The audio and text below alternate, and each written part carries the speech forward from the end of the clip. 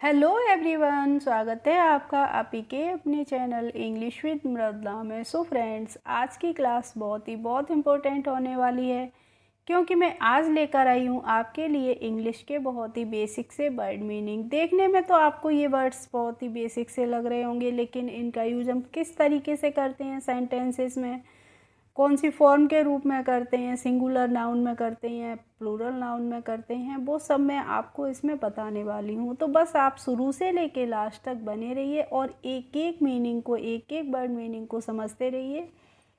और वीडियो अगर अच्छी लगे तो प्लीज़ लाइक कीजिए और चैनल पर यदि पहली बार हो तो सब्सक्राइब कर बेल आइकन को भी प्रेस कर दीजिए, जिससे मैं कभी भी वीडियोज़ डालूँ तो उनका नोटिफिकेशन आपके पास तक ज़रूर पहुँचे। तो चलिए स्टार्ट करते हैं आज की अपनी क्लास को। तो बेसिक आज का हमारा टाइटल क्या है? Basic words in English. English के जो बेसिक से वर्ड्स होते हैं, शब्द होते हैं, मैं आपके लिए वही लेकर आई हूँ। तो आज का हमारा फर्स्ट वर्ड है आई। अब देखिए यहाँ पे आई है, तो आई तो आप जानते ही हैं, आई की हिंदी मीनिंग क्या होती है? मैं। आई को तो हम आई ही पढ़ेंगे और आई मीन्स होता है मैं। और इसका यूज हम कैसे कर सकते हैं? बहुत सारे सेंटेंसेस बन सकते हैं फ्रेंड्स, लेकिन मैं क्या करूँगी, आपको एक या दो सेंटेंसेस बता के इनके एग्जाम्पल भी समझाती जाऊँगी। तो जैसे मैंने बोला आई लिव्स इन आगरा, मैं आगरा में रहती हूँ। आई या फिर आई एम ए टीचर, मैं एक अध्यापक हूँ। इस तरीके से हम करते हैं आई का यूज, ठीक है। और है सेकंड है हमारा डब्ल्यू ई, तो इसको हम क्या पढ़ते हैं? वी पढ़ते हैं। और वी की हिंदी मीनिंग होती है हम। और वी का यूज हमेशा ही क्या होता है? प्लूरल नाउन के रूप में होता है। और आई को भी हम प्लूरल के रूप में ही यूज करते हैं, ठीक है।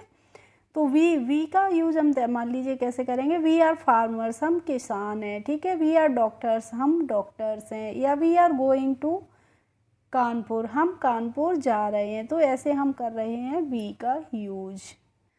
और ये जो आई और वी होते हैं, ये क्या होते हैं? ये हमेशा ही होते हैं फर्स्ट पर्सन, यानी कि फर्स्ट पर्सन इंग्लिश में कितने पर्सन्स होते हैं? फर्स्ट, सेकंड और थर्ड पर्सन होते हैं। तो आई और वी होते हैं हमेशा ही फर्स्ट पर्सन। ये मान लीजिए आई, मैंने, मैं। आई मीन्स क्या होता है? मैं। और वी मीन्स होता है हम। तो मैंने या हमने कोई बात कही है, तो मैंने कोई बात कही है, तो मैं आप ही से तो कोई बात कहूँगा, यानी कि सेकंड पर्सन से ही तो कहूँगा। तो वायु, यू जो होता है, ये क्या होता है? सेकंड पर्सन होता है। तो यू, इसको हम पढ़ते हैं यू। और यू की हिंदी मीनिंग होती है तुम या फिर आप, ठीक है।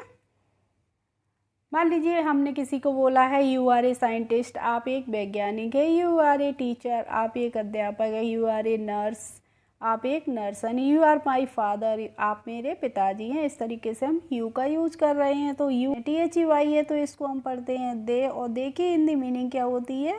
वे होती है, ठीक है। अब मान लीजिए, अब मैंने अभी आपको बताया था आई और वी क्या होते हैं? फर्स्ट पर्सन होते हैं, यानी कि मैंने कोई बात कही है, यानी कि कहने वाला है, तो वो फर्स्ट हो गया। और यू होता है हमारा सेकंड पर्सन। तो मैंने जब कोई या फिर हमने कोई बात कही है, तो हम सेकंड व्यक्ति से ही कहेंगे, यू से कहेंगे, यानी कि आप से कहेंगे या फिर तुमसे कहेंगे। तो ये हो गया हमारा सेकंड पर्सन। और थर्ड पर्सन क्या होते हैं? दे होता है, इट होता है, ही होता है, शी होता है, या फिर किसी का नेम होता है। वो सभी हमारे क्या होते हैं? थर्ड पर्सन होते हैं। तो आप, आई होप आपको वर्ड मीनिंग के साथ साथ मैंने इंग्लिश के फर्स्ट, सेकंड और थर्ड पर्सन भी समझा दिए हैं, तो समझ चुके होंगे आप। इसके बाद है आई टी। तो आई टी को हम पढ़ लेंगे इट। और इट की हिंदी मीनिंग होती है ये है। जैसे इट इज़ रेनिंग आउटसाइड, बाहर बारिश हो रही है। इट इज़ संडे टुडे, आज रविवार है। इस तरीके से हम इट का यूज़ करते हैं। नेक्स्ट है हमारा एच ई। तो एच ई को हम पढ़ते हैं ही। और ही की हिंदी मीनिंग क्या होती है? वह होती है, ठीक है। और ही का यूज हमेशा ही हम मेल्स के लिए करते हैं, यानी कि मैस्कुलिन जेंडर के रूप में करते हैं, जिसको हम हिंदी में क्या बोलते हैं? पुल्लिंग बोलते हैं, ठीक है। जैसे ही इज़ ए इंजीनियर, वह एक इंजीनियर है, तो वहाँ पे हमने ही का यूज़ किया है। या ही इज़ माई ब्रदर, यह मेरा भाई है, तो वह मेरा भाई है। तो वहाँ पे भी हमने क्या यूज़ किया है? ही का। भाई के लिए हमने ही का यूज़ किया है। और ही और शी दोनों ही क्या होते हैं? सिंगुलर नाउन होते हैं। तो शी है तो शी को हम इसको पढ़ते हैं शी, और शी की भी हिंदी मीनिंग होती है वह होती है, ठीक है। तो ही और शी दोनों का ही हिंदी में मतलब होता है वह। और लेकिन हम शी का यूज करते हैं फेमिनिन जेंडर के रूप में, यानी कि हम करते हैं स्त्रीलिंग के रूप में। जैसे शी इज़ माई मदर, वह मेरी माता जी हैं। सी इज़ माई डॉटर, वह मेरी पुत्री है या बेटी है। इस तरीके से हम करेंगे शी का यूज। इसके बाद है आई एस, तो आई एस को हम पढ़ेंगे इज़, और इसकी हिंदी मीनिंग होती है। और इसका यूज हमेशा ही क्या किस सेंस में करते हैं, हम सिंगुलर के रूप में करते हैं। जब भी सिंगुलर नाउन होगा तो उसके साथ हम यूज़ करेंगे इज़ का, ठीक है। तो हमने बोला है जैसे शी इज़ माई सिस्टर, वह मेरी बहन है। सी इज़ गोइंग टू मार्केट, वह बाजार जा रही है। तो यहाँ पे देखिए सिंगुलर नाउन के साथ हम किसका यूज़ कर रहे हैं, इज़ का। इसके बाद है ए एम, तो इसको हम क्या पढ़ते हैं, एम पढ़ते हैं। और एम की हिंदी मीनिंग होती है हूँ, यानी कि आई के साथ जब भी हम यूज़ करते हैं हेल्पिंग वर्ब का, तो हमेशा ही किसका यूज़ करते हैं, एम का करते हैं। जैसे मान लीजिए आपकी तबीयत नहीं सही है, तो आपसे किसी ने पूछा है आपकी तबीयत कैसी है, तो आप बोल सकते हैं आई एम नॉट गुड, यानी कि मैं अच्छा नहीं हूँ। आई एम फॉलिंग सिक, यानी कि मैं बीमार हूँ, ठीक है। इसके बाद है ए आर ई, तो इसको आर ए नहीं पढ़ते हैं, आर पढ़ते हैं। और आर की हिंदी मीनिंग होती है हैं, और आर का यूज हमेशा ही हम करते हैं प्लूरल नाउन के साथ। जैसे दे आर स्टूडेंट्स, वो विद्यार्थी हैं, तो हमने वहाँ पे किया है आर का यूज। वी आर टीचर्स, हम अध्यापक हैं, तो यानी कि अध्यापक एक से अधिक हैं, तभी तो हम आर का यूज कर रहे हैं। नेक्स्ट है डब्ल्यू ए एस, तो इसको हम पढ़ेंगे वाज। वाज की हिंदी मीनिंग होती है था। जब भी हम पास्ट में बात करते हैं तो वहाँ पे हम वाज या फिर वर का यूज़ करते हैं। तो वाज का यूज़ हम करते हैं सिंगुलर नाउन के साथ, ठीक है। जैसे आई वाज स्लीपिंग, मैं सो रहा था। I was eating the food, मैं खाना खा रहा था। तो हम इस तरीके से वाज का यूज़ कर रहे हैं। अब है डब्ल्यू ई आर ई, तो इसको हम वेरे नहीं पढ़ेंगे, क्या पढ़ेंगे, वर पढ़ेंगे। और वर की हिंदी मीनिंग होती है थे, यानी कि हम जब भी पास्ट में प्लूरल नाउन की बात करते हैं तो उसके साथ हम यूज़ किसका करते हैं, वर का करते हैं, ठीक है। जैसे the cattle were grazing in the field, मवेशी मैदान में घास चर रहे थे, ठीक है। तो हमने यहाँ पे वर का यूज़ किसके के लिए किया है, कैटल के लिए किया है। और कैटल क्या है, यहाँ पे हमारा है प्लूरल नाउन, यानी कि मवेशी जो जानवर होते हैं उनको हम इंग्लिश में बोलते हैं कैटल। नेक्स्ट है वर्ड हमारा एच ए एस, तो एच ए एस को हम पढ़ेंगे हैज़। और हैज़ की हिंदी मीनिंग होती है रखना, यानी कि रखना होती है। और हैज़ का ही हम यूज़ करते हैं। जैसे I has a car, sorry I के साथ हम हैज़ का यूज़ नहीं कर सकते हैं, तो ही हैज़ ए कार, यानी कि उसके पास एक कार है।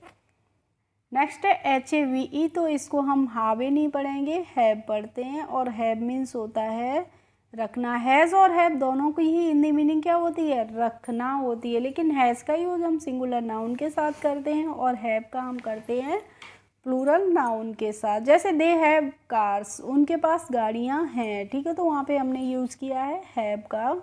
नेक्स्ट है वर्ड ए, तो इसको हम पढ़ते हैं ए। और ए की हिंदी मीनिंग होती है एक। और ए का यूज हम करते हैं कॉन्सोनेंट्स के साथ। तो कॉन्सोनेंट्स कौन से होते हैं, कॉन्सोनेंट्स होते हैं इंग्लिश के जो हमारे ए ई आई ओ और यू लेटर्स होते हैं, ये होते हैं हमारे इंग्लिश के वॉवेल्स। तो इन 5 लेटर्स को छोड़ के जो भी वर्ड्स बचते हैं उनको हम इंग्लिश के कॉन्सोनेंट्स बोलते हैं। तो जो भी स्पेलिंग कॉन्सोनेंट से शुरू होती है तो उसके आगे हम किसका यूज़ करते हैं, ए का। जैसे a car, a chair, a table, तो इस तरीके से हम ए का यूज़ करेंगे।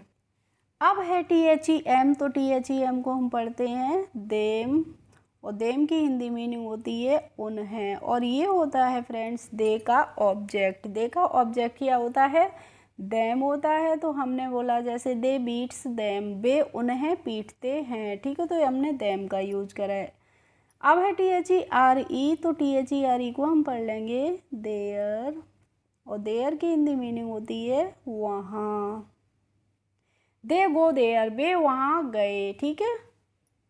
और फ्रेंड्स वीडियो अच्छी लगा करे तो प्लीज़ लाइक किया करें और ज़्यादा से ज़्यादा लोगों में शेयर भी किया करें, जिससे आपके जो फ्रेंड्स हैं, रिलेटिव्स हैं, वो भी ऐसे वीडियोस देख के वो भी आप ही की तरह इंग्लिश को स्ट्रॉन्ग कर लें। या फिर आपके घर में छोटे बच्चे हों, आप उन्हें ये वीडियोस दिखाया करें, वो बहुत जल्दी और आसानी से इंग्लिश को सीख जाएंगे। ठीक है, तो अब है THESE, तो इसको हम पढ़ेंगे दीज।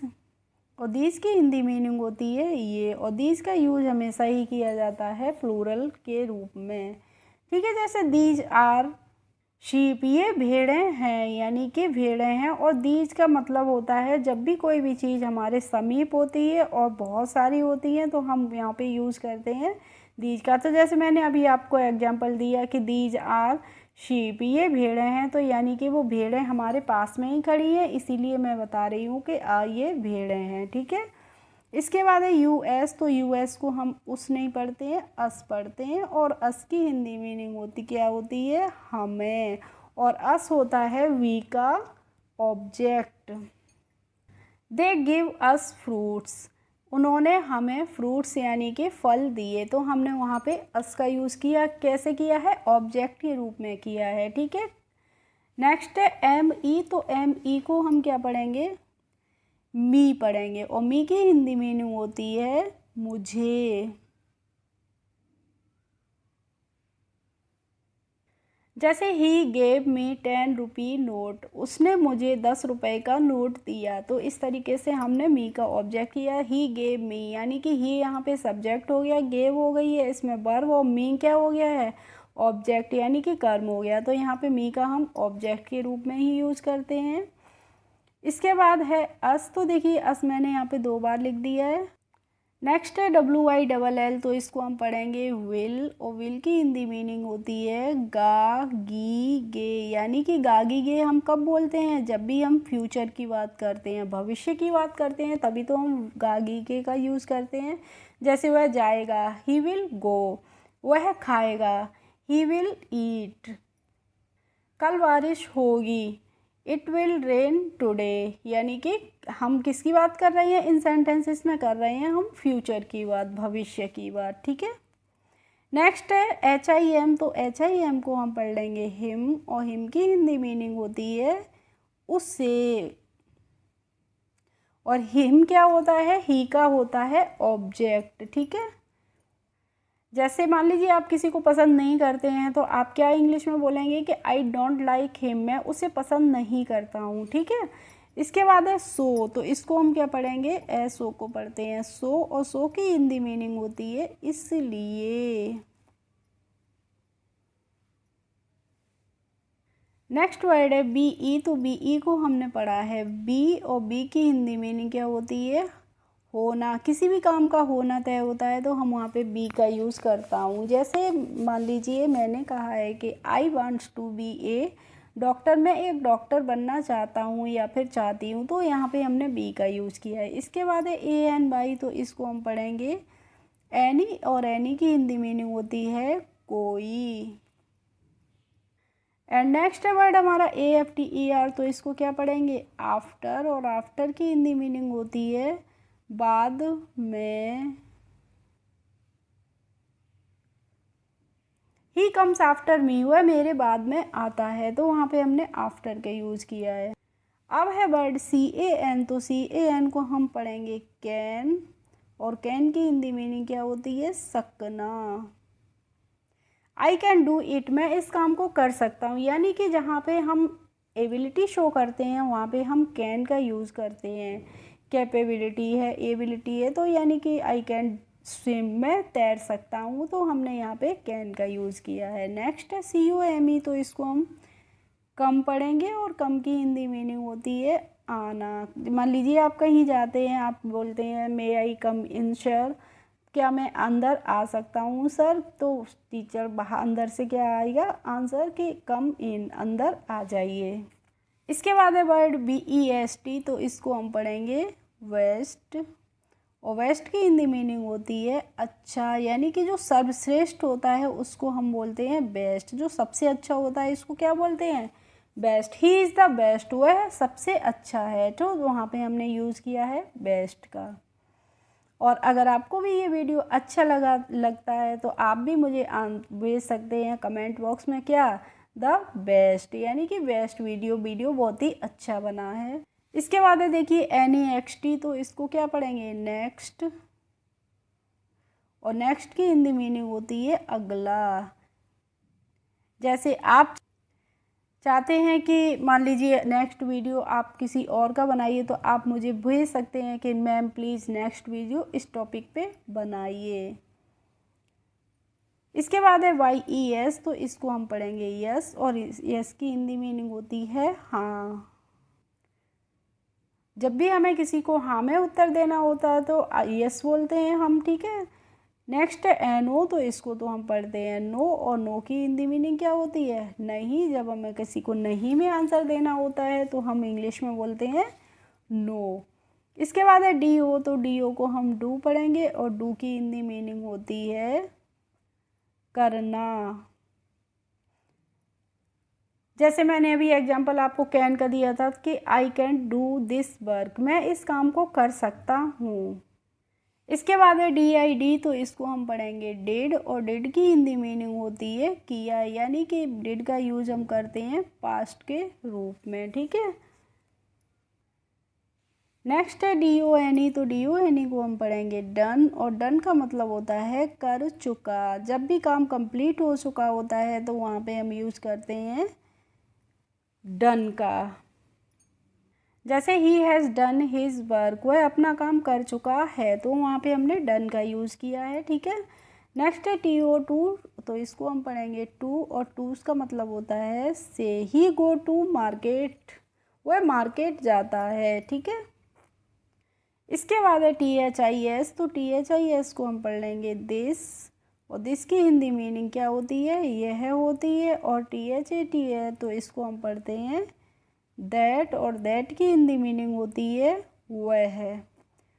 अब देखिए यहाँ पे दिस का यूज़ हम कब करते हैं, जब भी कोई चीज़ हमारे समीप होती है तो वहाँ पे हम दिस का यूज़ करते हैं। जैसे दिस इज़ ए कैट, यह एक बिल्ली है, तो यानी कि बिल्ली हमारे जब पास में बैठी होगी तब हम बोलेंगे दिस इज़ ए कैट। और वही बिल्ली अगर वहाँ से हटके और थोड़ी दूरी पे बैठ जाएगी जाके, तो हम बोलेंगे कि दैट इज़ ए कैट, वह एक बिल्ली है। यानी कि जब हम अपने पास की बात करते हैं तो वहाँ पे हम करते हैं दिस का यूज़, और जब कोई चीज़ हमसे दूरी पे होती है तो वहाँ पे हम करते हैं दैट का यूज़। हो गया क्लियर। तो वीडियो अच्छी लगी हो आपको फ्रेंड्स तो प्लीज़ लाइक कीजिए, कमेंट कीजिए, और ज़्यादा से ज़्यादा लोगों में शेयर कीजिए। तो मिलते हैं नेक्स्ट वीडियो में नई जानकारी के साथ, तब तक के लिए जय हिंद।